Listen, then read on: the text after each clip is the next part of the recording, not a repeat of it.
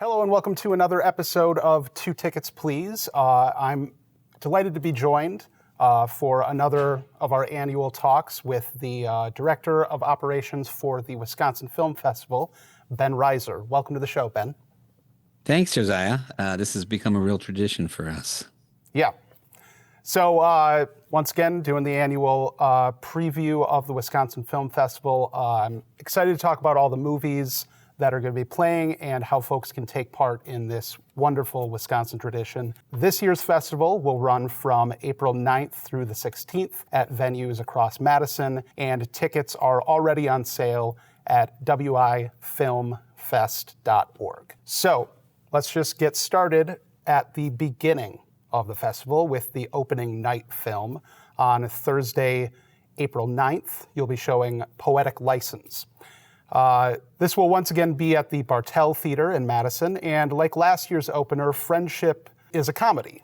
I had a lot of fun with that film last year, but obviously director Maud Apatow's comedy will probably be a little bit different from Tim Robinson's. So what can you tell us about this film?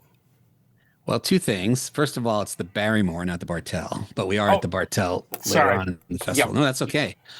Secondly, it is officially sold out, which is wild. This is the second year in a row that our opening night film at the Barrymore has sold out over the course of the first weekend of ticket sales, which is a thrill. And of course, we will have a rush line outside of the Barrymore the night of the screening, and there's always people who get tickets in advance and don't wind up showing up, so there's always some empty seats, and we always get in as many people on that rush line as we can. I want to say last year for Friendship, we probably wound up getting 30 or 40 people who did not have tickets when they got to the Barrymore into the film. So hopefully that'll happen again. But yes, it is directed and written, I believe, by Maud Apatow, who is the daughter of Judd Apatow, who people will know from his TV and film career, and also the daughter of his wife, Leslie Mann, who's a terrific comedic film actress herself. And she is the star of this movie. It is, as Mike King in his description in the guide this year describes, as a campus comedy. It's set at a university, and Leslie Mann plays an older woman who is auditing, I think, a poetry class, and attracts the attention of two college undergrads, one of whom is played by Cooper Hoffman, son of Philip Seymour Hoffman, and Andrew Barth Feldman, who I think people may know from his various other acting roles. That's about all I know about it. I'm excited to see it. I haven't seen it, which was the same case last year with Friendship. I was seeing it for the first time along with everybody else. Mike King, who I trust when it comes to just about everything, but certainly comedies, really liked this movie a lot.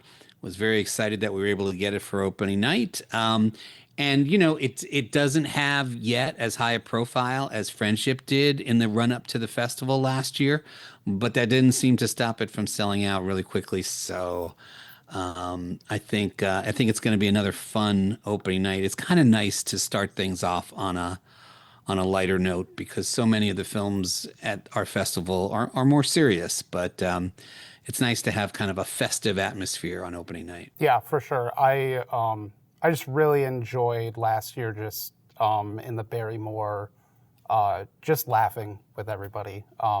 Just the perfect way to see a film like Friendship. So I'm hoping the same thing with Poetic License.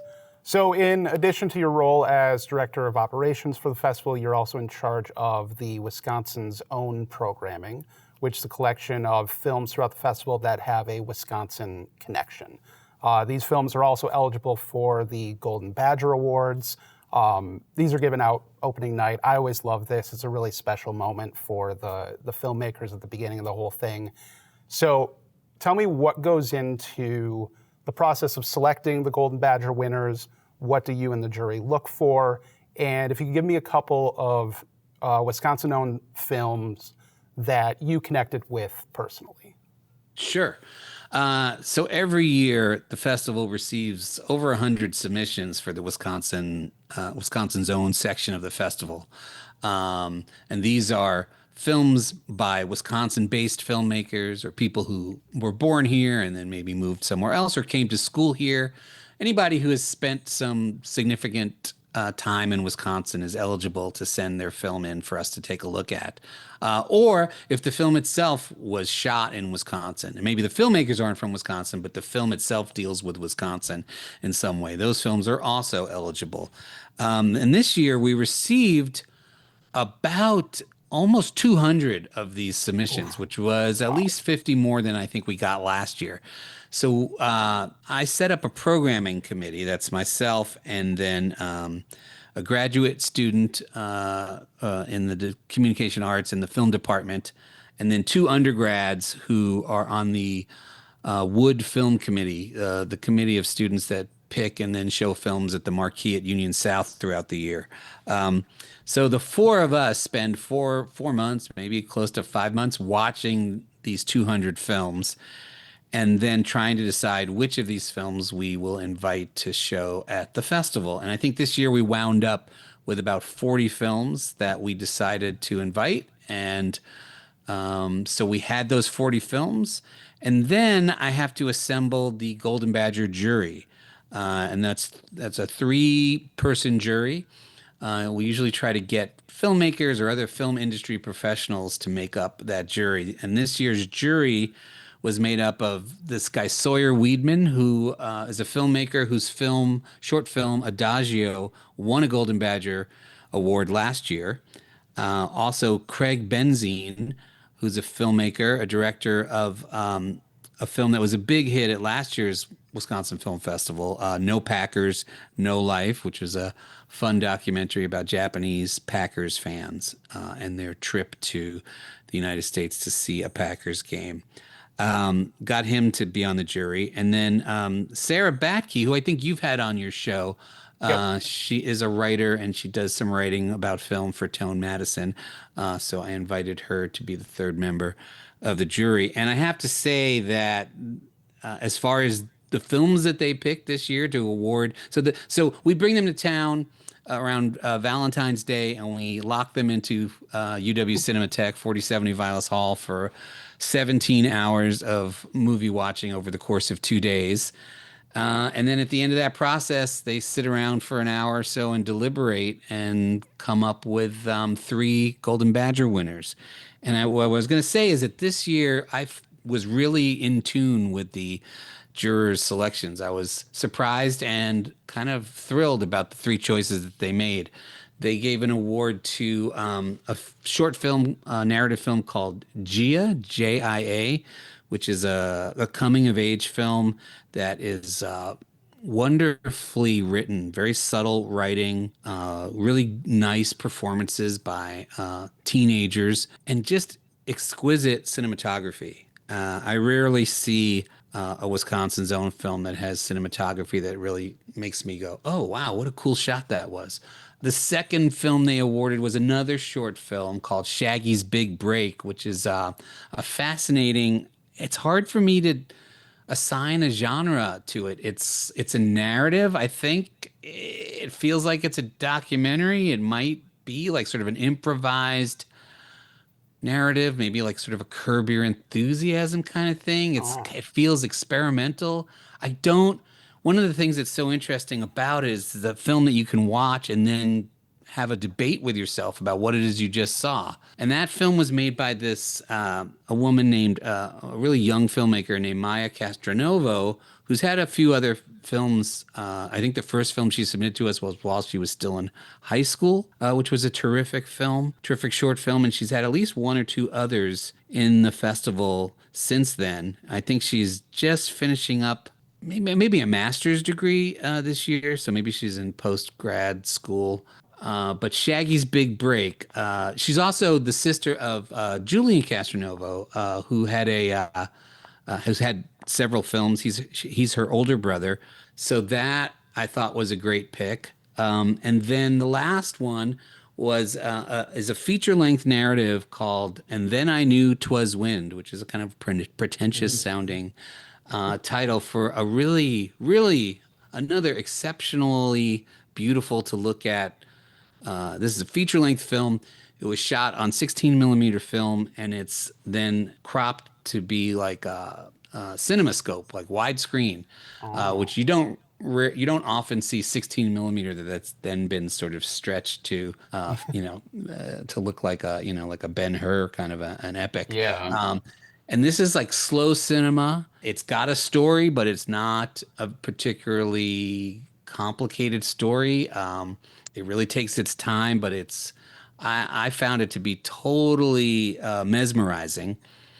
And I was surprised that the jury, especially a jury that's watching so many films in a short period of time, I think there comes a time during the weekend where there's a certain amount of burnout. So I do think that feature films that we show them tend to suffer a little bit because, they're anxious to get to the next thing. And I think that their brains can't handle yeah, Yeah. the difference between the short films and feature length films. But they did pick this one, and I was so happy because everyone on the programming committee really fell in love with this movie. And like I say, I was surprised that they uh, got into it in the way that they did. So I'm excited about that. Those are the three winners, and they're all, I think, great, great choices by the jury this year. So, in addition to these Wisconsin connected films, the festival is also screening, by my count, more than 70 feature films across the world, dozens of short films. There are comedies, dramas, documentaries, music films, animated films, 3D films, and you're even showing Babe Pig in the City with a podcast live show with the guys from Blank Check, which I had to double take on that. That's a pretty interesting get. So I know you'll be seeing a lot of these movies with the rest of us, but if you could just give us, up to 5 films or short film blocks that you think going into the festival are kind of your bag must-sees. Okay, well, let me only talk about films. Well, obviously, let me talk about films that I've had the chance to see. Okay. So, the shorts blocks that have those 2 Golden Badger winning shorts. Gia is in a shorts block called Wisconsin's Own Short Stories. It's a bunch of narrative shorts, and I think Gia is terrific, but so are the other films in that block. Shaggy's Big Break is in a shorts block called Mixed Bag. Okay. Wisconsin's Own Short Films, which has some narratives, some documentaries, and some experimental films all mixed together in the same shorts block. I think that's really a terrific shorts block that I would recommend to anyone and everyone. And if you're picking one shorts block, maybe that's the one to do because you'll get a little bit of all the different genres that we have to pick from. And then I'm also a big fan of this. The Wisconsin Zone horror and sci-fi shorts has a short film in it called The Lingering, which is a Okay. spooky horror tinged short that stars a great actor, this guy Taylor Nichols, who if you don't recognize his name, you might recognize his face when you see him. He was the star of I think the first 2 or even 3 Whit Stillman films. He's Okay. in Metropolitan and Barcelona, and I believe he's also in. I'm almost positive he's also in Last Days of Disco. But I've seen him on TV over the years. But it was exciting to see him in a Wisconsin's Own short, and he's really good in it, and it's a great short. So that horror and sci-fi block is going to be a lot of fun. And then we've got another shorts block called Immigrant Stories, which is 4 short films all dealing with immigrants in the United States in one way or another. And my favorite of the 4, although they're all good, is this film called Warren King, King of Cardboard, which is a documentary about a sculptor whose medium is cardboard, which, at Huh. first glance is kind of like, oh, that's so. But the stuff that he does with cardboard is so incredible, and it's just a really well produced short documentary about him. He's from Milwaukee, and so there's the Wisconsin connection. But I love that film, and I really like that shorts block.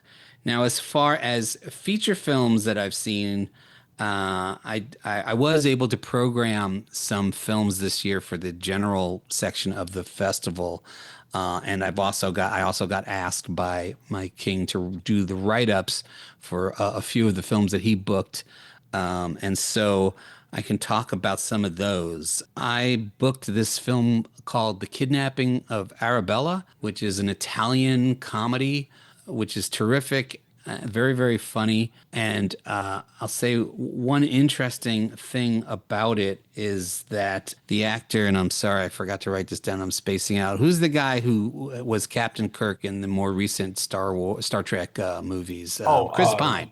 yep. Chris Pine. Chris Pine is in this Italian movie playing an Italian father. He's the father of the title character, Arabella. But he speaks fluent Italian in this movie, and he sounds like a native Italian language speaker. Like you would, if you didn't know who Chris Pine was, you'd see this movie and never think twice about him being Italian. I don't know what the story is with how he learned to speak Italian this way. Maybe he spent a lot of time in Italy at some point in his life. I don't know. But he's super great in this relatively short, small role in the film, but very, very funny and a surprising performance and a surprising and charming film. I also saw another Italian comedy drama called Last One for the Road. The Last One for the Road, which is about these two guys who are kind of lifelong heavy drinkers and a sort of weekend that they have reuniting with a long lost friend of theirs who's coming back to Italy after being out of the country for a while. That's a great film. There's a film that I was able to book called Short Summer, which is about a Russian girl who spends a summer with her grandparents on their farm out in the Russian countryside.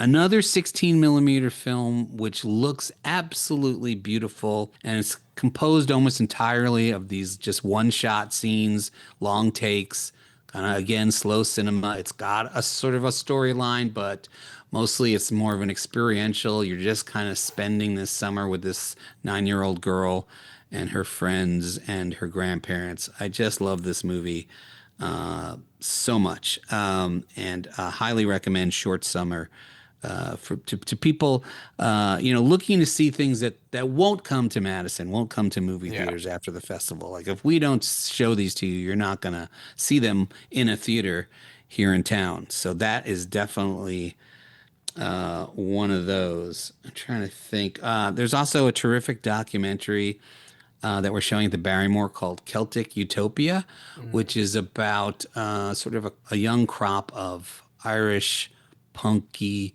folk singers.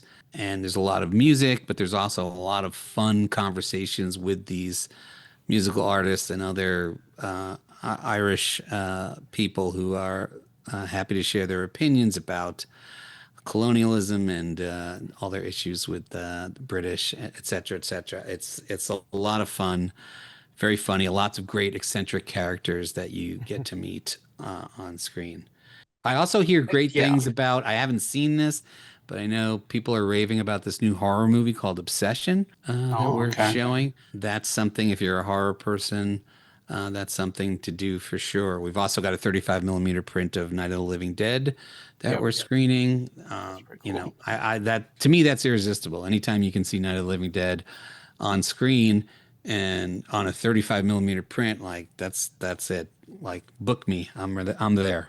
All right, so we're just going to end with some rapid fire questions, kind of personal questions, how you spend your time during the festival, what the festival means for you and whatnot. So first up, what is your go-to spot for hanging out with film lovers after a night of movies at the festival? Well, during the first half of the festival, we have these sort of festival, I guess these little parties, we'll call them afterglows, and they're usually at restaurants that are festival sponsors or bars that are festival sponsors or our festival hotel. So that covers like Thursday night and Friday night, Saturday night, and I think even Sunday night. But then the second half of the festival, when we're only at Flick's Brew House, or mostly at Flicks Brewhouse. Um, we don't have these organized, planned events, and so on those nights, you can usually find if I'm still awake by the last movie of the night, you can usually find us at La Tigre. So Okay, there you go. nice. What is your favorite concession item at the festival? So you mean like merchandise that we sell? Uh, Food, yeah, food, drink, whatever.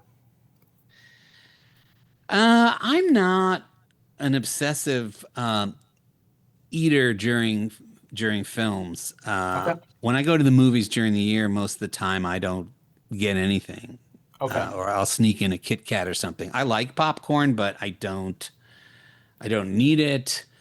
A lot of time I'm just kind of like, yeah, I just want to watch the movie. But at Flicks, again, for the second half of the festival, I mean, they've got a full, restaurant, and they're happy to deliver that food to your table. So I don't know. I'm kind of into their chicken tenders thing. Not so much Mm. for the chicken tenders, which are fine, but they have this like a white pepper gravy, I think Oh it is, yeah, yeah, that I just think makes everything better. Like I'd put that on anything. but, yeah. so I do love that over at Flicks.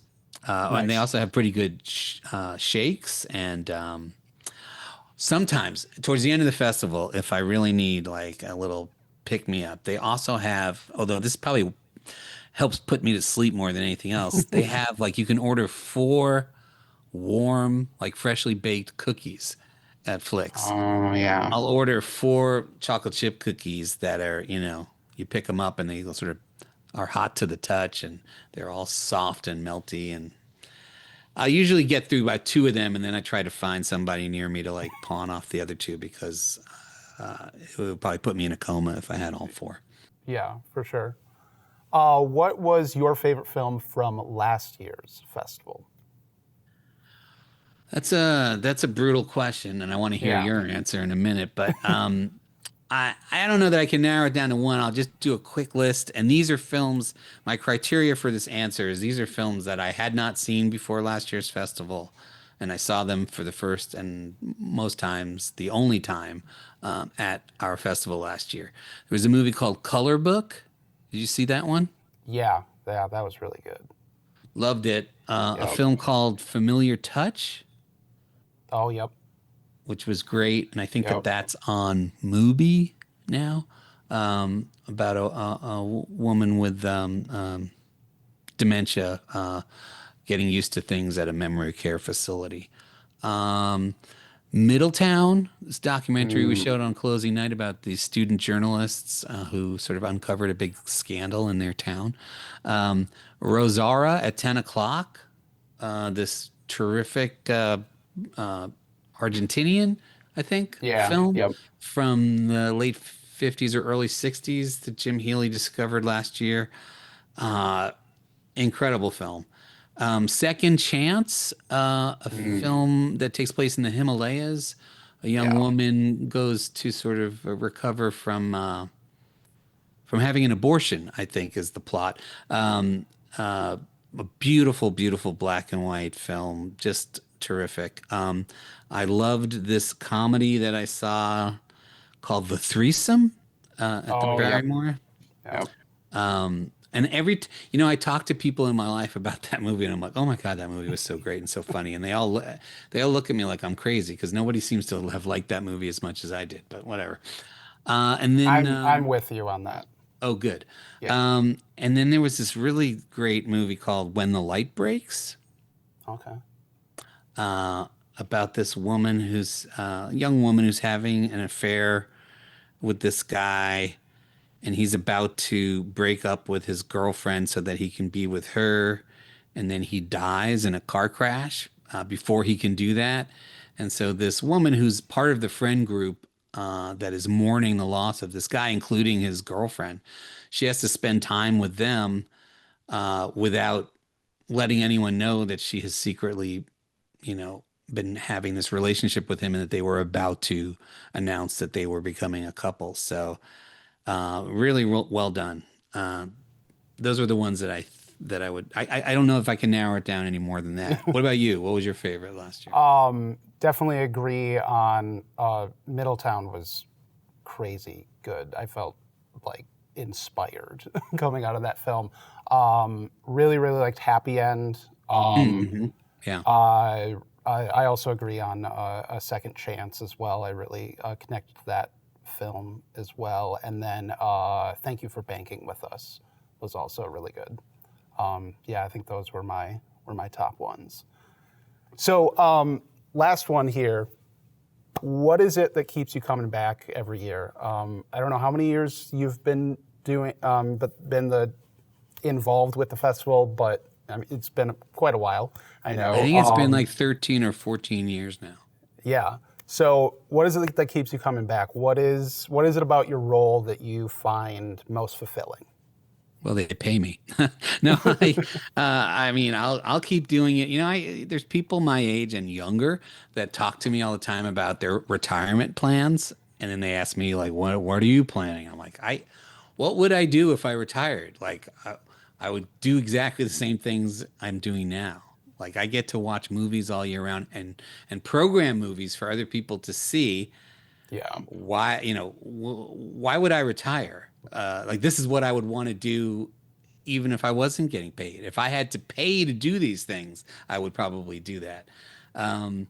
So I just love it. I love being able to program films. I love hearing feedback from people after they've seen the films. I love the atmosphere. I love the idea of us keeping going to the movies alive as a thing to do. You know, when you go to the movies the rest of the year around here, it can feel like this is a ghost town. This is a thing that can't happen much longer because people aren't doing it. But then you get to the festival and we were again, tickets have only been on sale for a couple days, and we already have about 13 or 14 screenings that are sold out, with a bunch more that are about to be sold out. So it's great to be at the festival and to see these full houses of people laughing together or hiding under their seats together at the scary movies or crying together. It's an amazing communal thing and a celebration of an art form that I think doesn't get enough credit because it's also a commercial enterprise. And but I can't imagine not having film as a huge part of my personal life, and so it's great that my personal and professional life are in sync. Yeah, for sure. Well, thank you, Ben, for joining me. That'll wrap up our discussion. I just want to remind folks that this year's fest will run from April 9th through the 16th in Madison, and you can go to wifilmfest.org to view the schedule, get tickets. There have been numerous films, like you said, that have already sold out, so make sure you go there, plan ahead, get your tickets, so you can see what you want to see. So, Ben, thanks again for just another wonderful discussion. Like I said, left room in my schedule so I could try to take advantage of some of these recommendations. So thank you again for everything you do and for coming on. My pleasure. Thanks, Josiah.